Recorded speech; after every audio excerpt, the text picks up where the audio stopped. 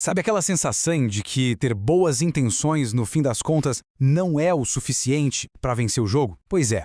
Hoje a gente vai mergulhar numa ideia bem desconfortável, mas super poderosa de Nicolau Maquiavel. Basicamente, um guia prático para que as pessoas de bem possam finalmente sair por cima. Vamos direto ao ponto, né? Aquela pergunta que assombrava Maquiavel e que, vamos ser sinceros, já deve ter passado pela cabeça de todo mundo. Poxa, por que parece que a galera que joga sujo, que ignora as regras, muitas vezes acaba se dando bem no final das contas? Então, essa pergunta joga a gente bem no meio do que a gente pode chamar de dilema das boas pessoas. Sabe? Aquele conflito eterno entre ter as melhores intenções do mundo e conseguir, de fato, alcançar resultados concretos no mundo real. Olha, a observação do Maquiavel sobre isso era, nossa, de uma honestidade brutal. Ele sacou uma coisa. Quem está disposto a usar táticas, digamos, questionáveis, essa pessoa não tem as mesmas amarras, os mesmos escrúpulos que as pessoas bem-intencionadas. E essa liberdade de ação dá para elas uma vantagem estratégica, assim, gigantesca. E aqui a diferença fica gritante, né? Dá uma olhada. De um lado, a abordagem boa. Princípios, honestidade, gentileza. Do outro, as táticas do malvado. Astúcia, mentiras, aquele charme para enganar e até ameaças e violência. É isso. Enquanto um lado tenta vencer com argumentos, o outro está disposto a fazer o que for preciso pelo poder. Ok, então isso nos leva a uma análise um pouco mais profunda. Por que será que se ater estritamente aos métodos bons pode, na verdade, ser a receita certinha para o fracasso?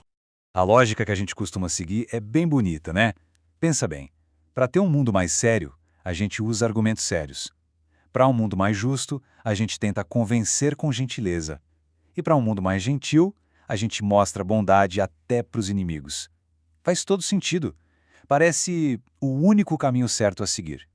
Só que aí vem o Maquiavel com um belo balde de água fria. Ele olhou para a história e percebeu um problema que não dava para ignorar. Por mais linda que essa lógica pareça no papel, na prática, ela simplesmente não funciona.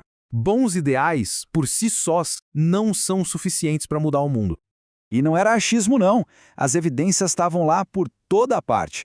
Líderes e governantes que agiam só na base da bondade, o que acontecia com eles? Eram derrotados, tirados do poder ou simplesmente passados para trás por gente mais implacável. Para ele, a história era tipo um grande cemitério de boas intenções. Foi exatamente por causa disso tudo que ele resolveu escrever sua obra mais famosa, O Príncipe. E olha, a lição que tá ali dentro é muito, mas muito mais sutil do que a maioria das pessoas imagina. E aqui está o pulo do gato, a ideia central. O Príncipe não é um manual para vilões. É exatamente o contrário. Pense nele como um guia de sobrevivência para pessoas de bem, ensinando como navegar num mundo onde, a gente sabe, nem todo mundo joga limpo. O foco total é em como ser eficaz. Dá para resumir a lição principal dele em 3 passos bem diretos. Primeiro, tenha objetivos bons. Segundo, reconheça que os meios puramente bons nem sempre vão resolver a parada. E terceiro, o mais polêmico e importante, esteja disposto a aprender e a usar os truques dos adversários quando for necessário para alcançar um bem maior. E, para deixar essa ideia bem clara, Maquiavel usou um exemplo extremo, para dizer o mínimo. Uma análise super provocadora. Ele argumentou que, embora Jesus fosse a personificação da bondade, se a gente olhar de um ponto de vista puramente prático, terreno, sua vida foi um fracasso. Ele foi humilhado, ignorado e derrotado. Para Maquiavel, essa era a prova definitiva da impotência da bondade pura e desarmada. E é aqui que a gente chega na distinção mais importante de todas na filosofia de Maquiavel, a diferença crucial entre ser bom e fazer o bem. Então, só para deixar isso bem claro mais uma vez, o livro não está lá para glorificar a tirania. Longe disso, ele na verdade disseca a tirania para extrair de lá lições sobre poder e eficácia. A ideia é entender as ferramentas que os tiranos usam, para que as pessoas de bem possam usá-las para construir e não para destruir. Olha só essa lista de habilidades. É de arrepiar um pouco, né? Intimidar, persuadir, prender, seduzir. São palavras que deixam a gente desconfortável, não tem como negar. Mas o que Maquiavel diria é que um líder que quer de verdade mudar o mundo precisa dominar todo o espectro da influência humana, não só a parte mais agradável. E no fim das contas, tudo isso leva a gente a repensar uma coisa fundamental. Como é que a gente mede o que é sucesso? O que é virtude de verdade? Essa citação é forte. No frigir dos ovos, o que conta de verdade não são as nossas intenções, por mais nobres que sejam, mas os resultados que a gente alcança. O mundo não é moldado por quem apenas desejou o bem, mas sim por quem foi lá e de fato o realizou. Portanto, a mensagem final de Maquiavel é, na verdade, um desafio.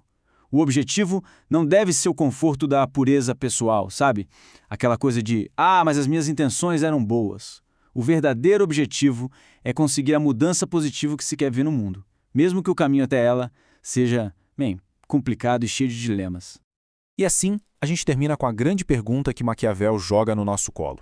Se chegar um momento em que é preciso escolher entre a pureza de ser bom e a eficácia de fazer o bem, qual caminho realmente leva a um mundo melhor? Fica aí a reflexão.